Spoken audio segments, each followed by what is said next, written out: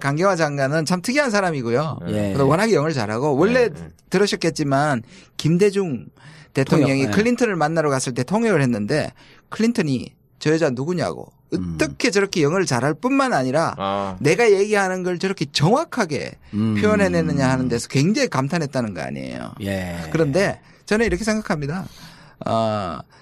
이 짝이 되면 저는 외교부 장관이 미국도 그런 경향으로 갑니다. 예. 그러니까 이 외교를 담는 안보실과 외교장관 있지 않습니까? 힐러리 클린턴이 옛날에 오바마 때 1기 외교장관을 했습니다.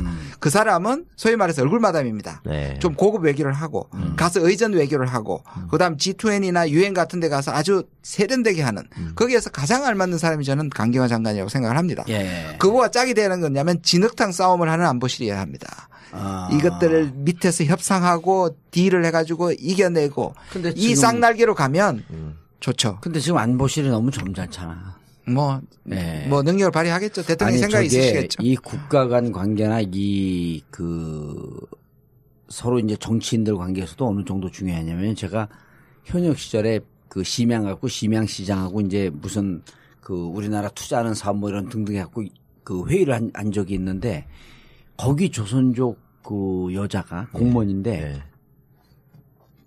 정말 완벽하게 통역할 뿐만 아니라 이 상황을 이해하는 그렇죠. 바로 그겁니다. 이해하는 게 너무 뛰어나서 내가 농담으로 우리 지금 그 대중 사업 이게 무척 중요하니 저 통역 저 여성을 높은 공무원도 아니에요. 저 통역 저 여성을 우리 국회에 취업시키자. 제가 그랬어요. 이제 농담 비슷하게. 그랬더니 그 진정구 시장이 뭐라는 줄 알아요? 서울시 전체를 다 줘도 저 여성은 안 보냅니다. 자기 인재다. 중국의 인재다. 그런 인재라는 건데 이 사람도 아는 거야. 네네. 그래갖고 회의를 하는데 통역이 6-7명 있거든요. 그 사람 통역할 땐 그냥 찰떡같이 붙어 있는데 식사도 안 해요. 식사할 때 농담으로 한마디씩 하잖아요. 그거 통역하려고. 야. 그러니까 이 통역을 잘한다라고 하는 게 실질적으로 국가 간 정책 관계에서 무척 중요해서 나는 강경화 외교부 장관이 영어로 저렇게 자신만만하게 완벽하게 영어로 얘기하는 게 난 무척 의미가 있다고 봐요. 저도 그렇게 봤거든요. 그걸 뭐라고 통역을 하겠어. 영어의 뉘앙스와 그 특유의 표현이 있을 수 있는데. 다르죠. 우리나라에서 영어를 잘하는 사람들은 영어를 얘기하거든요. 그렇죠. 나는 강경화 장관이 얘기하는 걸 보고 뭘 느꼈냐면 강경화 장관은 미국 사람이 돼서 미국의 문화를 얘기하고 있다 이렇게 느껴지더라고요. 멋진 표현입니다. 역시. 저는 조금 이제 그 의견에 대해서 좀 다른 의견이니까 반대하는 의견이 아니라 다른 각도에서 보는 게 있는데요. 강경화 장관이 영어로 말하고 그다음에 굉장히 세련된 매너를 보여주면서 가져온 효과가 있습니다. 그건 뭐냐면은 강경화 장관을 부정하고 비판했던 세력들한테 던지는 메시지가 있는 거죠. 멋스게졌어요 이제. 그렇죠. 그러니까 만약에 강경화 장관이요 지금 취임해가지고 한반도 평화체제 구축에 대한 정말로 멋진 비전을 제시해 봅시다. 그럼 사사건 그 시비를 걸었을 거예요. 그리고 강경화 장관이 정책을 갖고 시비를 걸었겠죠. 그렇죠. 동북아 평화 공동체를 만드는 것에 대해서 비전을 제시하고 주변 국가들 관계 속에서 우리의 새로운 성장 동력을 만들어가지고 대한민국 미래의 먹거리를 어떻게 만들 수 있는 외교를 하겠다 하면은 또 막 토시 잡아가지고 시비를 걸었을 겁니다. 근데 영어로 이야기하고 그리고 의전상 굉장히 이렇게 나이스해 보이고 하니까 강경화 장관을 비판했던 우리나라 수구 세력들은 그냥 그런 것들에 대해서는 말씀하신 대로 멋쓰게지는 거죠. 왜냐하면은 그들의 사고 방식에 이렇게 사고 방식을 지배하고 있는 게 그런 거 아니겠습니까? 영어 잘하는 사람들 영어 잘하는 사람한테 또 주고. 아니 간단히 이거예요. 자유한국당에서 그 목숨 걸고 강경화 반대했던 사람이 그 의원이 청문회 때 그렇게 반대했던 의원이 집에 갔어요. 그러니까 그 사모님이 아휴 우리 애가 이번 성적이 안 나왔어요. 그래서 그래요? 그러니까 뭐가 안 나왔으니까 영어가 3등급이래요. 그러니까 야 너 강경화 장관 봐라. 영어 그렇게 해야지.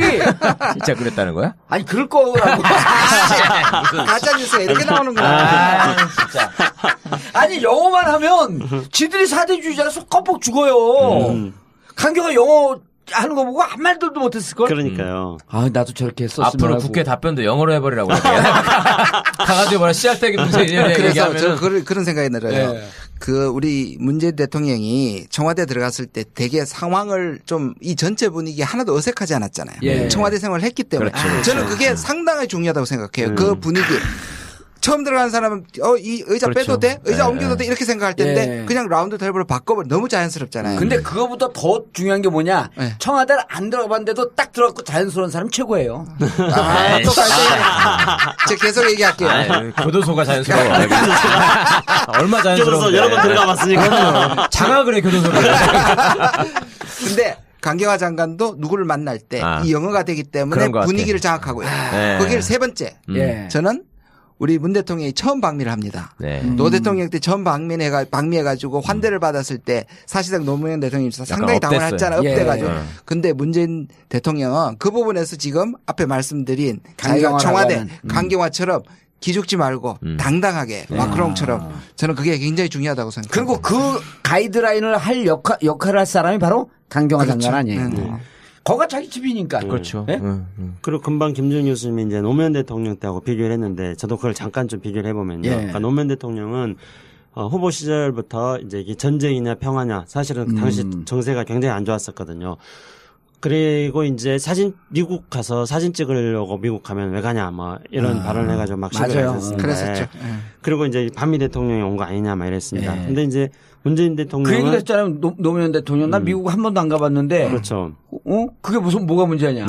미국 간 사람들 마치 친미주의자처럼 그렇게 얘기했던 경우도 있었거든. 그렇게 해가지고 노무현 대통령을 막 반미 대통령 몰아세웠는데 노 대통령의 당시의 고민은 뭐였냐면은 이제 북핵 문제가 불거지는 상황 속에서 북핵 문제를 해결하려면 미국과 협력이 필요한데 근데 자기가 이제 미국 언론에 반미 대통령으로 이렇게 낙인시켜 있으니까 이걸 어떻게 해소할 것인가 고민이었어요. 그래가지고 가가지고 이제 막 발언을 또 오버한 거죠. 내가 미국이 안 했으면은 뭐 인민군에 뭐 포로 소용소 있었을 것이다. 막 이렇게 이제 발언을 오버했는데요. 조금 오버했죠. 근데 그런 거를 이제 전부 문재인 대통령 같은 경우는 경험을 했기 때문에 또 문재인 대통령에 대해서도 뭐 말 잘못하면 미국은 철수할 거라는 식으로 미국 내 일부 의견을 가지고 마치 그게 미국의 입장인 것처럼 왜곡하는 국내 여론들이 있기 때문에 이런 것들을 이제 신경을 써야 된다는 거죠. 신경을 써야 된다는 사실을 알고 있는 겁니다. 그렇기 때문에 사전에 이제 미국 언론을 통해 가지고 포석을 다 깔고 강경화 장관이 또 김정일 교수 말씀하신 것처럼 그런 분위기와 의전과 외교에 익숙한 강경화 장관이 돼 있고 그렇기 때문에 저는 그런 것도 이번 한미 정상회담을 조금 긍정적으로 이렇게 바라볼 수 있는 전망할 수 있는 그런 요소가 된다고 봅니다. 노무현 대통령이 미국 가고 좀 발언을 좀 오버했고 했을 때 청와대 내에서 아무도 노무현 대통령 잘못했습니다 지적한 사람이 없었던 거예요. 딱 한 명. 위대한 행정관이 한 명 있었어. 첫째, 둘째, 셋째가 잘못했습니다. 이거 고치십시오. 그러니까 바로 고쳤다는 거 아니에요. 그 위대한 행정관이 누군지 아세요? 김창수. 뭐 제가 웃으니까. 근데 실제로 이제 싫어해요 이거. 왜냐면 이종석. 이종석 그분이 이 비판을 해야 되는데 비판할 자신이 없으니까 김창수 행정관을 한번 만나보시오. 그래 가갖고 앞에서 이거 잘못했습니다. 첫째, 둘째, 셋째. 그 얘기하고 잘렸나? 그래서 그게 이제 이종 장관 회고록에도 있는데요. 칼날의 평화. 근데 제가 이제 그때는 정말 겁없는 젊은 행정관이나 봅니다. 그래가지고 대통령님 뭐 수고하셨습니다. 이런 말도 안 하고요. 잘못했습니다. 네, 대통령이 가셔가지고 미국에서 5가지 발언을 잘못하셨습니다. 그래서 이건 이렇게 5가지를 이야기했어요. 그랬더니 노무현 대통령이 쫙 듣더니 고개를 끄덕이면서 그렇죠?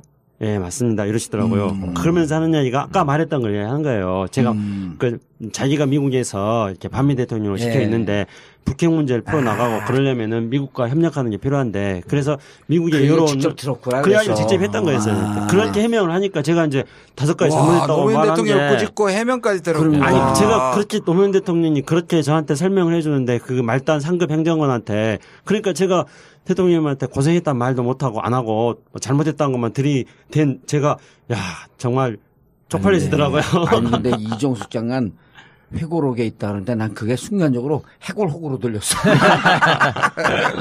해골호구로. 알겠습니다. 대통령 전체적으로 준비 잘 되고 있고요. 그리고 강경화라고 하는 천군만마 같은 외교부 장관 있고 좀 더 당당하게 악수에 찌그러지지 말고 그리고 이번에는 총론에서 한미 동맹을 확인하는 과정까지만 하고 오면 된다. 그리고 강론은 장관들이 하는 거죠. 수석들이 하는 거죠. 안보실장이 하는 거죠. 그래서 이번에 FTA 문제라든지 그다음에 북핵 문제라든지 사드 문제라든지 이런 것을 그 오랫동안 지난한 과정이기 때문에 매듭을 지으려고 하는 조바심을 내지 마라.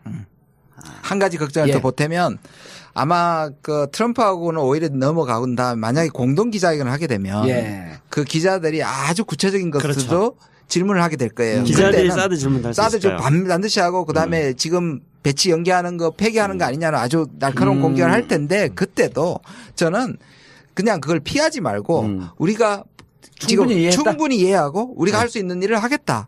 그러나 우리는 국민들한테 물어봐야 된다. 이런 식으로 긍정적이되 원론적이고 지금 말하듯이 약간 모호하게. 그러니까 구체적인 거는 한미 간 계속 지속적으로 협의하기로 바로 했다. 그겁니다. 공정하게 의논하면 얼마나 다행이에요. 박근혜 같으면 지금 뭐라고 하셨습니까? 홍준표 같으면은 밥 먹었어요? 맨날 그러잖아. 뭐 답변할 거 궁하면. 그다음으로 우리 지금 그 대중 사업 이게 무척 중요하니 저 통역 저 여성을 높은 공무원도 아니에요. 저 통역 저 여성을 우리 국회에 취업시키자. 제가 그랬어요. 이제 농담 비슷하게. 그랬더니 그 진정구 시장이 뭐라는 줄 알아요? 서울시 전체를 다 줘도 저 여성은 안 보냅니다. 자기 인재다. 중국의 인재다. 그런 인재라는 건데 이 사람도 아는 거야. 네네. 그래갖고 회의를 하는데 통역이 6, 7명 있거든요. 그 사람 통역할 땐 그냥 찰떡같이 붙어 있는데 식사도 안 해요. 식사할 때 농담으로 한마디씩 하잖아요. 그거 통역하려고. 야.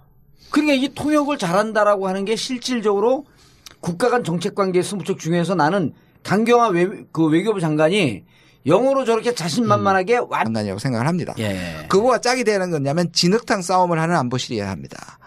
이것들을 밑에서 협상하고 딜을 해가지고 이겨내고 이 쌍날개로 가면 좋죠. 근데 지금 안보실이 너무 점잖잖아. 뭐 능력을 발휘하겠죠. 대통령이 생각이 있으시겠죠. 이 국가 간 관계나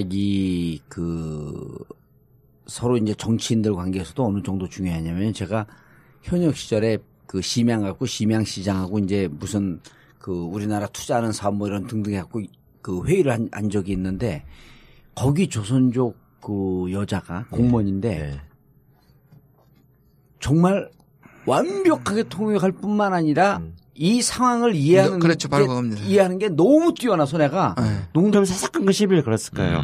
그리고 한영화 장관이 정책을 갖고 시비를 걸었겠죠. 그렇죠. 동북아 평화 공동체를 만드는 것에 대해서 비전을 제시하고 주변 국가들 관계 속에서 우리의 새로운 성장 동력을 만들어 가지고 대한민국 미래의 먹거리를 어떻게 만들 수 있는 외교를 하겠다 하면은 또 막 토시 잡아가지고 시비를 걸었을 겁니다. 근데 영어로 이야기하고 그리고 의전상 굉장히 이렇게 나이스해 보이고 하니까 강경화 장관을 비판했던 우리나라 수구 세력들은 그냥 그런 것들에 대해서는 말씀하신 대로 멋쓰게지는 거죠. 왜냐하면은 그들의 사고 방식에 이렇게 사고 방식을 지배하고 있는 게 그런 거 아니겠습니까? 영어 잘하는 사람들 영어 잘하는 사람한테 또 죽어. 아니 간단히 이거예요. 자유한국당에서 그 목숨 걸고 강경화 반대했던 사람이 그 의원이 청문회 때 그렇게 반대했던 의원이 집에 갔어요. 그러니까 그 사모님이 아휴 우리 애가 이번 성적이 안 나왔어요. 강경화 장관은 참 특이한 사람이고요. 워낙에 영어를 잘하고 원래 들으셨겠지만 김대중 대통령이 클린턴을 만나러 갔을 때 통역을 했는데 클린턴이 저 여자 누구냐고 어떻게 저렇게 영어를 잘할 뿐만 아니라 내가 얘기하는 걸 저렇게 정확하게 표현해내느냐 하는 데서 굉장히 감탄했다는 거 아니에요. 그런데 저는 이렇게 생각합니다. 이 짝이 되면 저는 외교부 장관이 미국도 그런 경향으로 갑니다. 그러니까 이 외교를 담는 안보실과 외교장관 있지 않습니까? 힐러리 클린턴이 옛날에 오바마 때 1기 외교장관을 했습니다. 그 사람은 소위 말해서 얼굴마담입니다. 좀 고급 외교를 하고 가서 의전 외교를 하고 그다음 G20나 UN 같은 데 가서 아주 세련되게 하는 거기에서 가장 알맞는 사람이 저는 강경화 장관. 완벽하게 영어로 얘기하는 게 난 무척 의미가 있다고 봐요. 저도 그렇게 봤거든요. 그걸 뭐라고 통역을 하겠어. 영어의 뉘앙스와 그 특유의 표현이 있을 수 있는데. 다르죠. 우리나라에서 영어를 잘하는 사람들은 영어를 얘기하거든요. 그렇죠. 나는 강경화 장관이 얘기하는 걸 보고 뭘 느꼈냐면 강경화 장관은 미국 사람이 돼서 미국의 문화를 얘기하고 있다 이렇게 느껴지더라고요. 멋진 표현입니다. 역시. 저는 조금 이제 그 의원에 대해서 좀 다른 의견이니까 반대하는 의견이 아니라 다른 각도에서 보는 게 있는데요.